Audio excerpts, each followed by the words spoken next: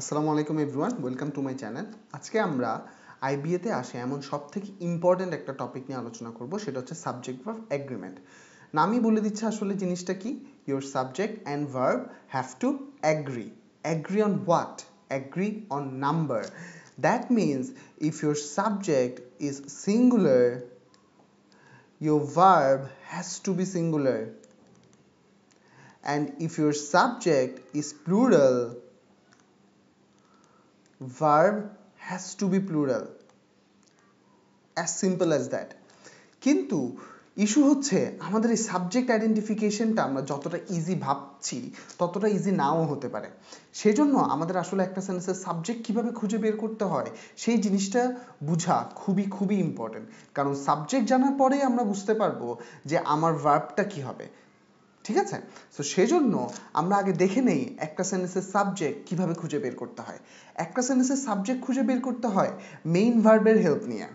এখন একটা সেন্টেন্সে ভার্বের মতো দেখতে অনেক কিছুই থাকতে পারে। ঠিক আছে? মেইন ভার্ব কোনটাকে বলে? মেইন ভার্ব সেটাকেই বলে যেটা দিয়ে টেন্স আইডেন্টিফাই করা যাবে। যে ভার্ব দিয়ে সেন্টেন্সের টেন্স আইডেন্টিফাই করা যায় সেটাকেই আমরা আসলে মেইন ভার্ব বলে থাকি। অন্য ভার্বের মতো দেখতে অন্য কোনো ওয়ার্ডকে কিন্তু আমরা মেইন ভার্ব বলবো না। যেমন মনে করেন going there I met him, এরকম একটা সেন্টেন্স যদি আমরা লিখে থাকি, এখানে অনেকের কাছে গোয়িংটা ভার্ব মনে হইতে পারে, কিন্তু দেখেন শুধুমাত্র গোয়িং দিয়ে আমরা কিন্তু টেন্স আইডেন্টিফাই করতে পারি না।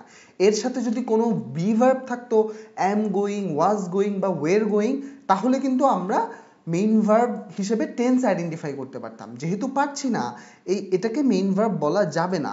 এই সেন্টেন্সে মেইন ভার্ব হচ্ছে আসলে মেট। আমরা বুঝতে পারছি জিনিসটা পাস্ট টেন্সে আছে, সেজন্য এটাকে মেইন ভার্ব।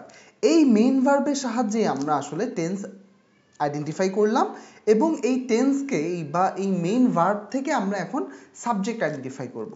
মেইন ভার্বকে হু বা হোয়াট দিয়ে কোয়েশ্চেন করলে যে আনসারটা পাবেন সেটাই হবে আপনার সাবজেক্ট। হু দিয়ে কখন কোয়েশ্চেন করি? যদি কোনো পার্সন হয়, তাই তো। অন্য কোনো পার্টস অফ স্পিচ, অন্য কোনো থিং বা অ্যানিমাল যেটাই হোক না কেন, সেক্ষেত্রে আমরা হোয়াট ইউজ করি। ঠিক আছে? থিংয়ের ক্ষেত্রে আমরা হোয়াট ইউজ করি। যে আনসারটা পাবো সেটাই হবে আমার সাবজেক্ট। ঠিক একইভাবে একটা সেন্টেন্সের অবজেক্ট খুঁজে বের করতে হয় মেইন ভার্বের সাহায্যে। মেইন ভার্বকে হুম বা হোয়াট দিয়ে কোয়েশ্চেন করলে যে আনসারটা পাবেন সেটাই হবে আপনার অবজেক্ট। এখন সব সেন্টেন্সে অবজেক্ট থাকবে ব্যাপারটা এমন না। যেসব সেন্টেন্সে অবজেক্ট থাকে সেই সেন্টেন্সের ভার্বকে আমরা কিন্তু ট্রানজিটিভ ভার্ব বলি, মানে সকর্মক ক্রিয়া বলি। আচ্ছা, তো একটা সেন্টেন্সের সাবজেক্ট অবশ্যই থাকবে, অবজেক্ট থাকতেও পারে, নাও থাকতে পারে। সেন্টেন্সের সাবজেক্ট বা অবজেক্ট পজিশনে অলওয়েজ কোনো নাউন, প্রোনাউন, নাউন ফ্রেজ বা নাউন ক্লজ থাকে। অন্য কোনো পার্টস অফ স্পিচ, ফ্রেজ বা ক্লজ সেন্টেন্সের সাবজেক্ট বা অবজেক্ট পজিশনে বসতে পারে না। চলেন কয়েকটা এক্সাম্পল দিয়ে আমরা জিনিসটা ক্লিয়ার হই। NAEM is a good cricketer. এখানে মেইন ভার্ব কে আমার? ইজ, তাই তো। কোয়েশ্চেন করেন who is a good cricketer. আমার নাম আসছে, আমার সেন্টেন্সের সাবজেক্ট হিসেবে আসছে নায়েম। হু দিয়ে কোয়েশ্চেন করে পেয়েছি, নায়েম আমার সাবজেক্ট। হি প্লেইজ ওয়েল, মেইন ভার্ব কি? প্লেইজ। হু প্লেইজ ওয়েল? হি। আমার হি এখানে কি? Subject. The tall boy with the red head is playing football. Is playing আমার main verb. Who is playing football? The tall boy with the red head. এই পুরোটাই কিন্তু আমার subject. That she is honest is known to me. একটা main verb হচ্ছে is দুইটা is known বা is দুইটা মেইন ভার্ব আছে। ঠিক আছে? তাইলে এই ভার্ব 1 যদি এটা হয়, who is honest? she is honest, এটা আমার সাবজেক্ট 1। কিন্তু এখন আরেকটা ভার্ব 2 আছে, এটাকে কোয়েশ্চেন করেন what is known to me? আমি কি জানি?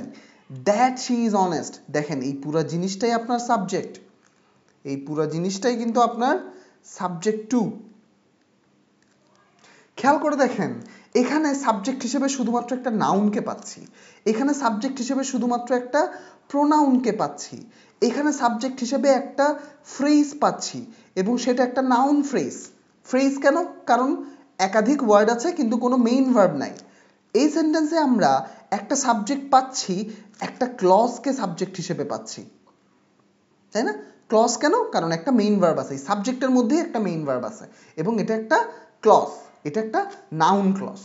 সো সাবজেক্ট হিসেবে আমরা নাউন পাচ্ছি, প্রোনাউন পাচ্ছি, প্রিপোজিশন নাউন ফ্রেজ পাচ্ছি এবং নাউন ক্লজ পাচ্ছি।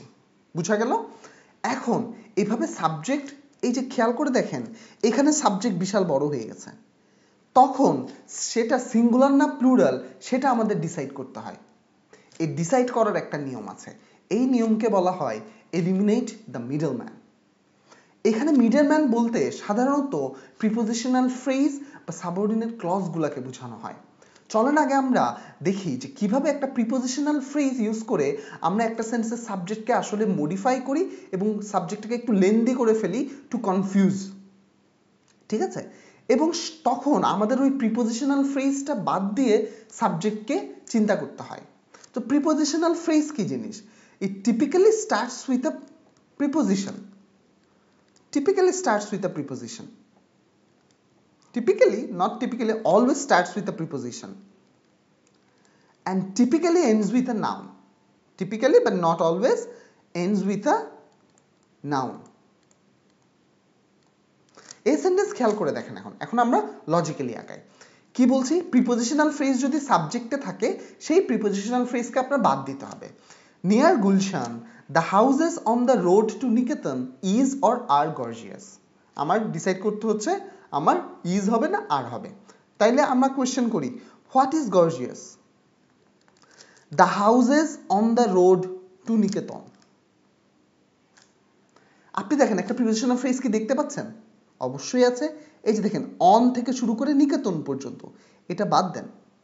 আপনার সাবজেক্ট হিসেবে শুধুমাত্র থাকে, মানে যেটা দিয়ে আপনি ডিসাইড করবেন সিঙ্গুলার না প্লুরাল, সেটা শুধুমাত্র দ্য হাউসেস। সিঙ্গুলার না প্লুরাল? প্লুরাল। যেহেতু হাউসেস প্লুরাল, আপনার ভার্বও কি হতে হবে? প্লুরাল হইতে হবে। চলেন আরো একটা এক্সাম্পল দেখি। During the final years of the king's reign the construction of grand architecture across the kingdom was or were seen essential. বিশাল বড় একটা সেন্টেন্স। চলেন আমরা লজিক্যালি আগাই। ওকে, হোয়াট ওয়াজ সিন বা হোয়াট ওয়ার সিন এসেনশিয়াল?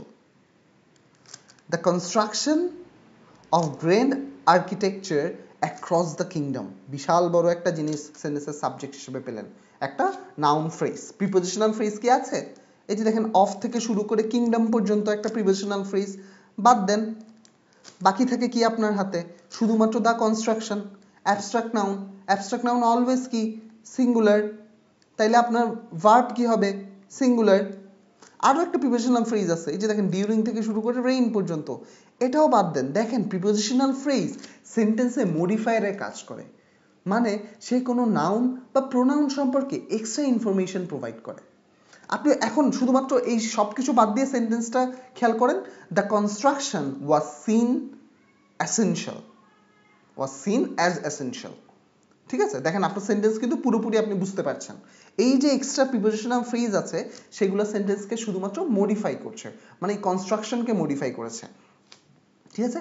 আরো একটা example দেখি যেটা দিয়ে আমরা প্রথম ক্লাসটা করেছিলাম, সেটা হচ্ছে ডেভেলপমেন্ট অফ নিউ ড্রাগস, যেটাকে আমরা পিন পয়েন্ট এরর বলি। আইবিএতে অ্যাকচুয়ালি যে টাইপের কোয়েশ্চেন আপনারা দেখবেন, development of new drugs often require years of testing and waiting for the leveling approval from federal regulators.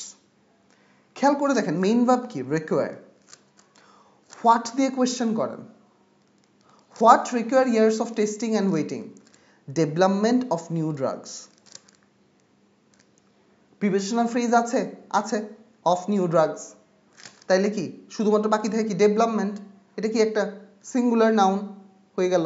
তাহলে এটা যেহেতু সিঙ্গুলার সেজন্য ভার্ব কি হইতে হবে? সিঙ্গুলার।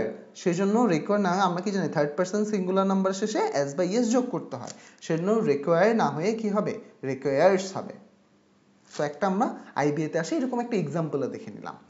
এবার প্রিপোজিশনাল ফ্রেজ বাদ দিতে হয়, এটা দেখলাম। তারপর সাবঅর্ডিনেট ক্লজ যদি থাকে, সেটাও যদি মডিফায়ারের মতো কাজ করে। মডিফাই কি করে, যে আপনার কোনো নাউন বা প্রোনাউন সম্পর্কে এক্সট্রা ইনফরমেশন প্রোভাইড করে। After the storm passed, the houses that had been damaged was বা ওয়ের রিপেয়ার্ড। আমাদের ডিসাইড করতে হচ্ছে, একটা মেইন ভার্ব হচ্ছে পাস্ট, আর একটা হচ্ছে was. What passed? The storm, তাই তো? তারপর দেখি, তারপর হোয়াট ওয়াজ বা were repaired? The houses that had been damaged, the houses that had been damaged. এই যে দেখেন, এটা একটা কি সাবঅর্ডিনেট ক্লজ না, যে দ্য হাউসকে আপনার মডিফাই করতেছে। সো এটাকে আপনি বাদ দিবেন, তাহলে আপনার কি থাকে শুধু দ্য হাউসেস। সিঙ্গুলার না প্লুরাল? প্লুরাল, সেজন্য ওয়াজ না হয়ে কি হবে, ওয়ের হবে। সো আমরা এলিমিনেট দ্য মিডলম্যান বলতে প্রিপোজিশনাল ফ্রেজ বা সাবঅর্ডিনেট ক্লজকে বাদ দেওয়া বোঝাচ্ছি। এবং অন্য যে কোনো মডিফায়ারও থাকতে পারে, সেটাকেও বাদ দেওয়া লাগতে পারে আপনার। দেখেন, limping the horse once considered one of the favourites was or were taken away. Question করেন, what was taken away? The horse once considered one of the favourites. এই পার্টিকুলার জিনিসটা হর্সকে মডিফাই করছে না? কোন হর্সটা? যেটা একসময় ফেভারিট ছিল। তাইলে আমার শুধুমাত্র বাকি থাকে কি, দা হর্স। সিঙ্গুলার না প্লুরাল? সিঙ্গুলার, সেজন্য এটা কি হবে, ওয়াজ। সো এই ছিল আসলে আমাদের পুরো ক্লাসের বিষয়বস্তু। এখন যদি আমি সামারি করি, কি করলাম, একটা সেন্টেন্সের সাবজেক্ট খুঁজে বের করলাম, মেইন ভার্বকে হু বা হোয়াট দিয়ে কোয়েশ্চেন করে আমরা সেন্টেন্সের সাবজেক্ট খুঁজে বের করলাম। ওই সাবজেক্টটা সিঙ্গুলার না প্লুরাল সেটা ডিসাইড করতে গিয়ে আমরা দেখলাম এর সাথে যদি প্রিপোজিশনাল ফ্রেজ অ্যাটাচ থাকে, এর সাথে যদি আপনার সাবঅর্ডিনেট ক্লজ থাকে, বা এর সাথে যদি আপনার অন্য কোনো মডিফায়ার থাকে ওই সাবজেক্টটার সাথে, সেটাকে আমরা কি করব, এলিমিনেট করব। এলিমিনেট করার পরে যতটুক বাকি থাকে সেটা দিয়ে আমরা ডিসাইড করব জিনিসটার সিঙ্গুলার না প্লুরাল। তো সাবজেক্ট ভার্ব এগ্রিমেন্টের সব থেকে ইম্পর্টেন্ট রুলটা আজকে আপনাদের আলোচনা করলাম। পরবর্তী লেকচারে আমরা সাবজেক্ট ভার্ব এগ্রিমেন্ট রিলেটেড অন্যান্য যেসব ইম্পর্টেন্ট রুলস আছে সেসব নিয়ে আলোচনা করব। চ্যানেলটা সাবস্ক্রাইব করবেন। ধন্যবাদ।